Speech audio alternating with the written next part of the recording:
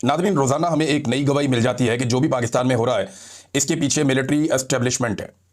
और ये जो आईनी तरमीम 26वीं हुई, ये भी मिलिट्री एस्टेब्लिशमेंट ने ज़बरदस्ती गर्दन पे घुटना रख के करवाई। और ये जो अब हो रही है 27वीं आईनी तरमीम, अभी भी जो अंगूठा है वो गले के ऊपर एस्टेब्लिशमेंट का ही है। इसकी एक और मैं आपको सबूत देता हूँ कि एस्टेब्लिशमेंट जब काम करती है तो फिर उसको 100% होना होता है उनके मुताबिक, यानी वो उन्होंने कर लेना होता है, चाहे पाकिस्तान का उसे जितना मर्जी नुकसान हो जाए, चाहे अवाम का जितना मर्जी नुकसान हो जाए, लेकिन उन्होंने कर देना होता है अपने ज़ाती मफाद के अंदर। 26वीं तरमीम भी कर ली, 27वीं भी अब तकरीबन हो गई है। मैं उसकी वजह आपको बताता हूँ कि पहले से ही उसके ऊपर अमल दरामद शुरू हो गया है। अब ये एक ब्रेकिंग न्यूज़ है जो साकिब बशीर साहब ने दी है, कुछ और सहाफ़ी हैं उन्होंने भी दी है, और ये सब लोग जो है वो कोर्ट रिपोर्टिंग करते हैं, अदालतों में जाके कवरेज करते हैं। तो इन्होंने बताया जी कि ज़राए के मुताबिक मुमकिन 27वीं तरमीम के नतीजे में तश्कील होने वाली वफाकी आईनी अदालत, ये एक नई अदालत बनाने जा रहे हैं ना, जिसमें कोई 9 जजेस कहते हैं होंगे, और उसका चीफ जस्टिस भी 70 साल की उम्र के बाद रिटायर होगा। यानी जस्टिस अमीनुद्दीन साहब जो हैं वो उनके लिए लंबे रास्ते इन्होंने खोल दिए हैं, क्योंकि उन्होंने काम ही बड़ा कमाल करके दिया है। तो अब इसके अंदर ये बता रहे हैं जनाब के वफाकी आईनी अदालत की जगह का इंतखाब के काम शुरू हो गया है। आईनी अदालत शरीयत कोर्ट की जगह बनेगी, जबकि शरीयत कोर्ट इस्लामाबाद हाई कोर्ट के तीसरे फ्लोर पर मुंतकिल करने का इम्कान है। इस्लामाबाद हाई कोर्ट का तीसरा फ्लोर खाली कराने का काम जारी है। अब ये खबर जो है पाकिस्तान के डिफरेंट चैनल्स के ऊपर भी चल गई, तो आप अंदाजा करें कि अभी तरमीम हुई नहीं, यानी पहले पिंड बसिया नहीं तो चक्के पहले पै गए, यानी डाकू जो है वो पहले आ गए, अभी तो गांव में आबादी नहीं हुई, तरमीम बनी नहीं, हुई नहीं, लेकिन तरमीम की इतना यकीन है एस्टेब्लिशमेंट को कि हमने ये कर लेना है। ऐसे उन्होंने नंबर पूरे किए हुए हैं कि उन्हें पूरा यकीन है कि हम ये कर लेंगे, जो आर्मी चीफ को चाहिए हम उन्हें दे देंगे, जो जजों को चाहिए वो हम उन्हें दे देंगे। और ये जो निज़ाम लूला लंगड़ा हमने बनाया 17 सीटों के ऊपर अवाम के मैंडेट के खिलाफ, इसको घसीटने के लिए हम पूरे इकदाम कर लेंगे। अब जनाब इसके ऊपर पहले से अमलदरामद शुरू हो गया, और इसमें एक बड़ा इंटरेस्टिंग ट्वीट है जबरान इलियास साहब का, और उन्होंने बड़ा ज़बरदस्त इसको पोर्ट्रे किया। पाकिस्तान तहरीक इंसाफ का सोशल मीडिया चलाते हैं वो ये कहते हैं कि इमरान खान ने पूरे सिस्टम और आसिम मुनीर को इतनी बुरी तरह हराया कि हर वक्त वो खेल के रूल्स चेंज करने में लगे होते हैं। यानी इमरान खान ने इनकी माती मार दी है, इमरान खान ने इनका इतना बेड़ा गर्क कर दिया कि अब ये खेल के रूल्स तब्दील कर रहे हैं बार बार, कभी जोर ज़बरदस्ती से और कभी आईनी तरमीम से। इन सबको ये नहीं पता कि कुछ उसूल कुदरत के भी होते हैं, और इनके मुताबिक इमरान खान इन सबको मात दे चुका है अवाम की मदद से।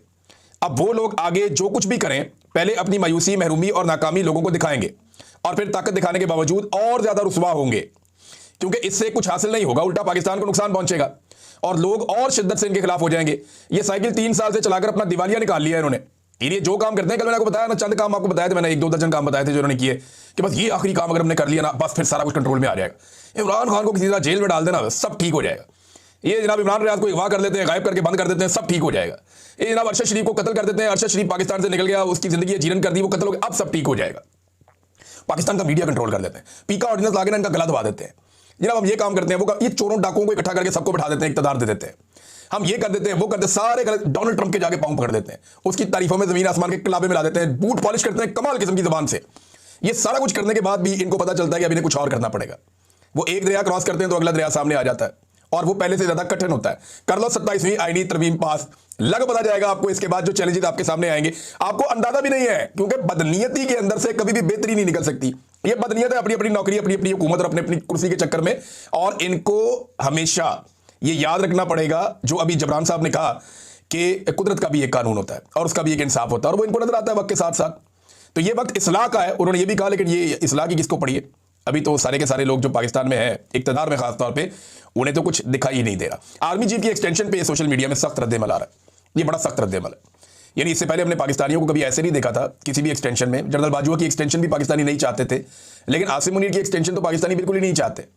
पहले दिन से ही यहाँ पे ट्रेंड चल रहा है सोशल मीडिया पे कि एक्सटेंशन नामंजूर। फिर इमरान खान साहब ने ज़हनी मरीज करार दे दिया। अब ज़हनी मरीज कहने के बाद इमरान खान साहब ने एक नेक्स्ट लेवल पे इस लड़ाई को पहुंचा दिया है, और उसके बाद जो बातें आकर बताई सुहेल अफरीदी ने, और अभी सुहेल अफरीदी ने जो बातें बताई हैं ना, ये कुछ भी नहीं है। मैं आपको सच बता रहा हूं, ये मस्जिद में कुत्ते बांधने वाली बात कुछ भी नहीं है। जो ऑपरेशन ज़दा इलाकों में वहां के लोगों के साथ हुआ है और जो वाकयात हैं, वो अगर वहां के लोग सुना दें ना, तो पाकिस्तानियों के पंजाब में बैठे हुए और सिंध में बैठे हुए कानों से धुएं निकल आएंगे। हत्ता कि पेशावर के लोग नहीं जानते कि ऑपरेशन ज़दा इलाकों में क्या कुछ हुआ और किस तरीके से हुआ। ये बातें अब सुहेल अफरीदी ने बताना सिर्फ शुरू की हैं, और ये नुक्ता आगाज़ है। मेरे ख्याल में जितनी जल्दी हो इस मामले को समेट लें और अवाम का मैंडेट तस्लीम करें, उससे माफ़ी मांगे कि हमने तेरे साथ ज्यादती की, भाई आप अपना काम करें, हमें हमारा काम करने दें। तो अब रद्देमल पब्लिक का बहुत सख्त आ रहा है और ये आने वाले दिनों में बढ़ता चला जाएगा। शहजाद अकबर साहब ने एक खबर दी है और शहजाद अकबर साहब की जो खबर है वो ये कहती है कि नई तरमीम के तहत फील्ड मार्शल तमाम अफवाज बरी नेवी एयरफोर्स के सरबराह होंगे। अच्छा, इसमें मैं एक चीज़ और बताऊं कि अख्तर और साफ साहब ने जो तजवीज़ दी थी उसमें यह कहा था कि तमाम फोर्सेज के, अब ये फोर्सेज क्या सिविलियन फोर्सेज के भी सरबराह होंगे, ये सवाल तब से अब तक मेरे ज़हन में है, लेकिन फिलहाल ये कि तमाम अफवाज के सरबराह होंगे। इनका ये ओहदा आईनी होगा, यानी वो पहले की तरह सरकारी मुलाजिम नहीं होंगे, सरकारी मुलाजिम नहीं होगा आर्मी चीफ, आईनी ओहदा बन जाएगा जैसे सदर का होता है, वज़ीर आज़म का होता है। वज़ीर आज़म और चीफ जस्टिस इनके कंट्रोल में होगा। ये ओहदा 5 साल का होगा। यूं आसिम मुनीर ओहदे की मियाद 2025 से शुरू होगी और इस ओहदे में एक्सटेंशन की ऑप्शन भी मौजूद होगी, यानी वो चाहे तो 2030 में एक्सटेंशन लेके 2035 तक रह सकता है इस ओहदे के ऊपर। तो जनाब ये इस तरह से शहजाद अकबर साहब ने इसकी एक मंजरकुशी की है। नाज़रीन, एक बड़ी इंटरेस्टिंग बात मैं आपको बताता हूं कि अभी तक किसी के पास भी 27वीं आईनी तरमीम का कोई मुसव्वदा नहीं है। अंदाज़ा कीजिए आप, ये जो 27वीं आईनी तरमीम है ना, इसका कोई भी मुसव्वदा अभी तक किसी के पास भी नहीं है। हुकूमत के लोगों से पूछो तो वो कहते हैं जी हमने तो बातें सुनी हैं, सिर्फ वज़रा से आप बात करें अगर आपका किसी से ताल्लुक है तो वो कहते हैं जी नहीं। आप अपोजिशन से पूछें, फजलुर रहमान से पूछें, फजलुर रहमान साहब तो अभी हुकूमत को कह रहे हैं जी मेरा बहुत बड़ा मुतालबा है, मुतालबा ये है कि जो आईनी तरमीम है जो आप पास करवाना चाहते हैं उसका मुसव्वदा मेरे सामने ले आए, लाके ज़रा मुझे पढ़ा दें और असली मुसव्वदा हमें दे दें। अंदाज़ा करें पाकिस्तान के अंदर एक आईनी तरमीम हो रही है और किसी को नहीं पता कि इसका एक्चुअल मुसव्वदा क्या है और इसके अंदर क्या लिखा है और वो कौन सी चीज़ है आइन में जिसमें इस वक्त की मिलिट्री एस्टेब्लिशमेंट मौजूदा कठपुतली हुकूमत से तरमीम करवाना चाहती है। इसके बारे में कोई खबर बाहर नहीं आ रही, किसी को नहीं पता कि इस मुसव्वदे के अंदर है क्या या ये करवाना क्या चाह रहे हैं, किसी को कुछ पता नहीं है। लेकिन पाकिस्तान के अंदर ना मैंने लोगों का किबला बदलते हुए देखा। ये नजम सेठी साहब हो गए, बहुत सारे और सहाफ़ी हो गए, ये दिन रात इमरान खान साहब के दौर के अंदर जमहूरियत के राग अलापते थे। इमरान खान ने एक दिन कहा कि वो सख्ती करना चाहते हैं करप्शन के खिलाफ, जैसे चाइना की उन्होंने मिसाल दी तो साथ ही इन सब ने रोना पिटना शुरू कर दिया। इन्होंने ऊंची ऊंची मुर्गों की तरह अदाने देना शुरू कर दिए, रोना शुरू कर दिया कि जनाब नहीं, ये तो इमरान खान मुल्क में डिक्टेटरशिप लेकर आना चाहता है, ये तो जमहूरियत का कत्ल करना चाहता है। और हमेशा ये कहते थे कि बदतरीन जमहूरियत भी बेहतरीन आमरीत से बहुत बेहतर होती है। इस किस्म की बातें कर करके इन्होंने कौम को जमहूरियत का चूरन बेचा बड़ा लंबा अरसा। और अब आप इनकी असल औकात चेक करें कि जिस वक्त इनको डंडा पड़ता है ना, या जिस वक्त इनके अपने मफादात के सामने कोई रुकावट आती है तो ये अपने मफादात के लिए अपने नजरियात को कुर्बान कर देते हैं। मिसाल के तौर पे ये देखें नजम सेठी अब क्या कह रहे हैं, सारी दुनिया में जमहूरियत से रोमांस खत्म हो रहा है। वो भी पूरे यूरोप के अंदर जमहूरियत है, अमेरिका के अंदर जमहूरियत है। अभी अमेरिका में डोनाल्ड ट्रंप के खिलाफ उम्मीदवार जीत गया न्यूयॉर्क से, ममदानी। 2 दिन पहले उसको सारे मुबारकबादें दे रहे थे, अब कह रही पूरी दुनिया से जमहूरियत का रोमांस खत्म हो रहा है। अब सारी दुनिया चाइना की तरफ देख रही है, ऑस्ट्रेलिया में जमहूरियत है, न्यूजीलैंड में जमहूरियत है, जापान में, दुनिया के हर मुल्क में आप जहां चले जाएं, इंडिया इतना बड़ा मुल्क है वहां पर जमहूरियत है। अफगानिस्तान की तरफ जमहूरियत मांग रहे हैं कि जनाब वहां पर अवामी हुकूमत होनी चाहिए। तो सारी दुनिया चाइना की तरफ देख रही है जहां 1 पार्टी सिस्टम है, हम भी उस तरफ देख रहे हैं। जमहूरियत में गरीब को कोई फायदा नहीं होता, अमीर को फायदा होता है। सारी दुनिया की डिक्टेटरशिप चाइना की तरफ देख रही है।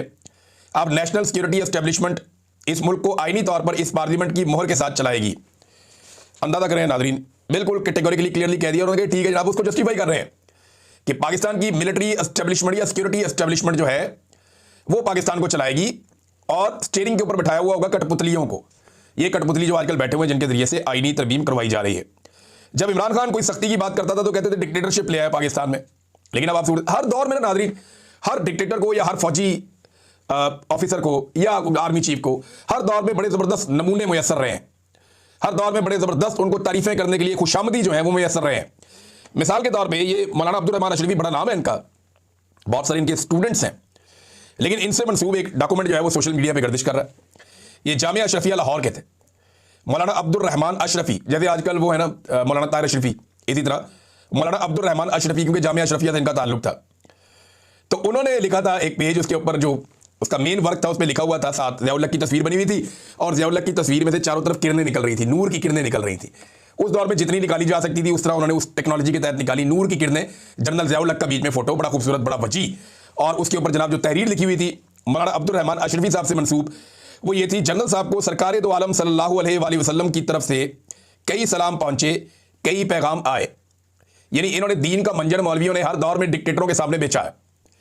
इन्होंने हर दौर में दीनी मामलात को, तसव्वुफ को और दीनी इस्लाहात को डिक्टेटरों के फ़ायदों के लिए इस्तेमाल किया। आज भी कई लोग कहते हैं कि जनाब आसिम मुनीर साहब के बारे में बहुत सारी दीनी बातें करते हैं, आजकल ये काम जो है वो कर रहे हैं ज़्यादातर, क्या नाम है, अंसार अब्बासी साहब, कि जनाब बड़ी मजहबी शख्सियत है, कुरान पाक को जानते हैं, कुरान पाक की तालीमात पर अमल करते हैं, और जाके एक दफ़ा इसको चक्कर लगवाओ अंसार अब्बासी को, इनको लेकर जाओ और ले जाके दिखाओ कोट लखपत जेल में जो औरतें बंद हैं, उनसे पूछें कि कौन से कुरान पाक पे अमल दरामद हो रहा है। इनको लेकर जाओ मार्ग बलोच से और उनके जो साथी गिरफ्तार किए गए हैं गैर कानूनी तौर पर, उनसे मुलाकात करवाएं, फिर इनको लेकर जाएं तरीके लब्बैक के उन लोगों के घरों में जिनके बंदे या उनकी लाशें वापस ही नहीं मिल रही, तो उनको पता चले कौन से इस्लामी उसूलों पर अमल दरामद हो रहा है।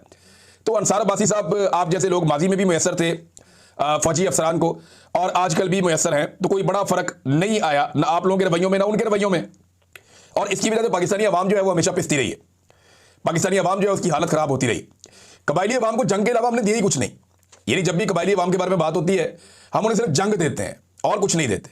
लेकिन अभी क्योंकि कबायली इलाकों से पहला वज़ीर आला आया खैबर पख्तूनख्वा का सुहेल अफरीदी, उसने एक बड़ा ज़बरदस्त ऐलान किया, और ये ऐलान अब तक का सबसे बड़ा पैकेज है जो कबायली इलाकों को मिलेगा। और इसमें इमरान खान साहब के विजन के मुताबिक उन्होंने कहा जी 1000 अरब रुपए का तारीखी मनसूबा हम शुरू करने जा रहे हैं कबायली इलाकों में।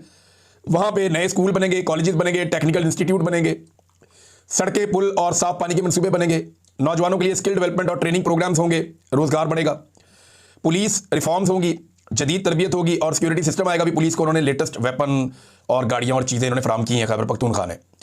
फिर जदीद अस्पताल, क्लिनिक्स और मोबाइल हेल्थ यूनिट्स वहाँ पे कह रहे हैं जी हम लेकर जाएंगे। स्पोर्ट्स कम्प्लेक्स और ग्राउंड्स तामीर किए जाएंगे ताकि खेलों को थोड़ी सी तकवीयत मिले खैबर पख्तूनख्वा में। फिर माशी इस्तेहकाम के लिए कह रहे हैं जी नए कारोबारी मराकज़ और तरक्की के नए मौके हम पैदा करेंगे। ये 1000 अरब रुपया लगाने जा रहे हैं। फिर तवानाई भी बताते हैं जी transmission line, feeders, solar system और सोलर ग्रिड, ये सारी चीज़ें वो जो कहते हैं जी हम लेकर जा रहे हैं कबायली इलाकों में ताकि कबायली आवाम की जो महरूमियाँ वो दूर हो जाए। अब उनको जंग ही देनी है सिर्फ कि उनकी मादनियात उठानी है, तो वहाँ पे जंग जारी रहे जैसे सूडान में है। सूडान में तो मामला साफ है ना, वहाँ पे जंग इसलिए है कि वहाँ से सोना निकालना है। लेकिन दुनिया में जहाँ पे भी मादनियात होती है वहाँ लड़ाई हो जाती है। तरक्की याफ्ता ममालिक के अलावा पूरा अफ्रीका आप उठाकर देख लें, कॉन्गो से सोना निकालता था फ्रांस, और भी कई मुल्कों के लोग आते थे वहाँ से सोना निकालते थे, और ये बड़ा लंबा अरसा कई दहाइयों तक वहाँ से सोना निकालते रहे, ड्रिजेस लगा के बहुत बहुत बड़ी मिकदार में सोना वहाँ से लेकर गए। पूरा यूरोप अमीर हो गया, इतना सोना लेकर गए वहाँ से कॉन्गो से। तो कॉन्गो में हमेशा एक ग्रुप दूसरे ग्रुप से लड़ता ही रहा। जो सोने की गाड़ियाँ थी या ट्रक था जो उन्हें लेकर जाते थे, उनके रास्ते में कभी रुकावट नहीं आती थी, एक दूसरे को वो मारते थे, जानवरों की तरह उनको हथियार भी फराहम किए जाते थे। तो इसी तरह हर उस इलाके में जहाँ पे मादनियात होती हैं बदअमनी पैदा की जाती है, जैसे बाई डिज़ाइन खैबर पख्तूनख्वा के कबायली इलाकों में बदअमनी पैदा की गई। लेकिन ये अच्छा कदम है जो उठाया जा रहा है। नाज़रीन, TLP के हवाले से एक बड़ी खौफनाक इंफॉर्मेशन हमारे पास आई है। मैं उसे देख रहा था और हैरान हो रहा था कि ये क्या किया इन्होंने। एक वकील साहब सामने आए हैं और ये पहली आवाज़ है जो हमारे सामने आई है। और वकील साहब जो है इनका नाम है एहसानुल्लाह आरिफ, ये बारिश वकील हैं। इन्होंने ये बताया कि अब तक 24 तरीके लब्बैक के शोहदा की फैमिलियों ने इनसे रब्ता किया है अपनी लाशें लेने के हवाले से कि हमें हमारी लाशें मिलें। 24 लोग अब तक सिर्फ एक वकील से रब्ता कर चुके हैं। कई ऐसे होंगे जो डर के छुपे हुए हैं, बात ही नहीं कर रहे। कई ऐसे होंगे जिन्हें खामोशी से लाशें पहुंचा दी गई, ये बोलना नहीं वरना ऐसी तैसी फेर देंगे। घर के बाहर आप एक सिपाही बिठा दें तो गरीब आदमी तो बात ही नहीं कर सकता। तो ये नाज़रीन सूरत हाल है कि जो मारे गए हैं लोग मरीदके में, उनके 24 केसेस सिर्फ एक वकील के पास है। और वो बताता है कि सैयद हशमतुल्लाह और सैफुल्लाह के कातलों में इनकी फैमिली पर दबाव डाला जा रहा है कि आप ये बयान दे दें कि साद रिजवी और अनस रिजवी ने गोलियां मार के हमारे भाइयों को कत्ल किया है। और लवाहिकीन जितने भी हैं उनके घरों पे पुलिस जा रही है लगातार, उनको ज़हनी तौर पे टॉर्चर कर रही है, उनके ऊपर दबाव डाल रही है कि जैसे हम कहते हैं वैसे चलो, इसके अलावा कोई और रास्ता नहीं है। नाज़रीन, फजलुर रहमान साहब के साथ भी मोहसिन नकवी साहब ने गेम डाल दी है। और ख़बर यह है कि मोहसिन नकवी ने DG पासपोर्ट को हुक्म दिया, और ये खबर हमें फ़हीम अख्तर मलिक साहब दे रहे हैं कि मौलाना फजलुर रहमान साहब का जो पासपोर्ट है इसके ऊपर सार्क का स्टिकर नहीं लगाना है। बांग्लादेश आपने जाना होता है, सार्क का स्टिकर लगता है पासपोर्ट के ऊपर, इसके ऊपर कोई वो वीज़ा शीज़ा नहीं होता। तो जनाब स्टिकर नहीं लगा, पासपोर्ट वापस फजलुर रहमान साहब को मिल गया। और ये जो पार्लियामेंटेरियंस के वीज़े नहीं होते, इनको सार्क का स्टिकर लग जाता होता है।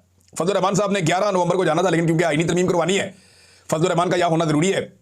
और याद सादिक से भी पूछा, याद सादिक ने जाके उनसे पूछा, रब्ता किया DG पासपोर्ट से, तो उसने कहा जी हमें मोहसिन नकवी ने कहा है कि सार्क स्टिकर इनके नहीं लगाए जा रहे। तो फजलुर रहमान साहब ने 11 नवंबर को जाना था। बहरहाल अब आईनी तरमीम करें और फिर उसके बाद फजलुर रहमान साहब जहाँ जाना चाहते हैं जाए। वैसे भी पाकिस्तानी तो पाकिस्तान छोड़ छोड़ के भाग रहे हैं, फजलुर रहमान साहब तो नहीं जाएंगे, उनका तो यहाँ पे बिजनेस बड़ा अच्छा है, पॉलिटिकल बिजनेस। लेकिन पाकिस्तानी जा रहे हैं। गुज़िश्ता 9 महीनों में दुबई में 54,000 नई कंपनियां आई हैं, 54,000। और इनमें दूसरे नंबर पे जो है वो पाकिस्तान है। पाकिस्तान की बेशुमार फर्म्स वो दुबई में जाके अपने आप को रजिस्टर कर रही हैं और पाकिस्तान से पैसा निकल निकल कर दुबई में जा रहा है। और ये पाकिस्तान इसीलिए, ये साफ आपको नजर आ जाता है ना क्यों ये आदादोशुमार आ रहे हैं कि 51 साल की पाकिस्तान की कम तरीन सरमायाकारी हुई है। उसका रीजन एक ही है ना, और वो यही है कि पाकिस्तान से लोग पैसा लेकर निकल रहे हैं। तो दुबई में बेशुमार लोग पैसा लेकर जा रहे हैं, सऊदी अरब में लेकर जा रहे हैं, अब यूरोपीय ममालिक में लेकर जा रहे हैं। लोग अपना पैसा निकालकर मुख्तलिफ मुल्कों में जाके इन्वेस्ट कर रहे हैं कि पाकिस्तान के अंदर काम करना मुमकिन नहीं रहा। नाज़रीन, साहबजादा हामिद रजा साहब गिरफ्तारी देने आ रहे थे और उन्हें गिरफ्तार कर दिया गया और दहशतगर्दी की अदालत में उन्हें पेश किया गया, फैसलाबाद जेल उन्हें मुंतकिल कर दिया गया। साहबजादा हामिद रजा साहब ने भी इमरान खान साहब से वफादारी निभाई है। हालांकि पाकिस्तान तहरीक इंसाफ के नहीं है, सुन्नी इत्तेहाद काउंसिल उनकी अपनी जमात है, लेकिन उनकी बहनों पे, रिश्तेदारों पे, सब पे मुकदमात हुए, सबकी ज़िंदगी तंग कर दी गई, उनकी फैमिली को बहुत परेशान किया गया। लंबे अरसे से वो इमरान खान साहब से वफादारी निभा रहे हैं, ताल्लुक निभा रहे हैं। हालांकि साहबजादा हामिद रजा वो शख्सियत है जिनके एस्टेब्लिशमेंट के साथ कभी भी बुरे ताल्लुकात नहीं रहे थे, लेकिन उन्होंने अपने ताल्लुकात बहुत बिगाड़े एस्टेब्लिशमेंट से, इस नज़रिए के ऊपर कि इमरान खान जो बात कर रहे हैं वो ठीक कर रहे हैं, और तब से लेकर अब तक वो भुगत ही रहे हैं। और अब उन्होंने गिरफ्तारी दे दी है या उन्हें गिरफ्तार कर लिया गया है पंजाब पुलिस की जानिब से। 10 साल की सजा उन्हें पहले ही सुनाई जा चुकी है 9 मई के केसेस में। तो साहबजादा हामिद रजा साहब के लिए एक और इम्तिहान शुरू हो गया है। नाज़रीन, डोनाल्ड ट्रंप ने कहा कि जल्द अहम ममालिक अब्राहम अकॉर्ड का हिस्सा बनने वाले हैं। अब ये कौन से अहम ममालिक हैं, क्या इनमें पाकिस्तान शामिल है?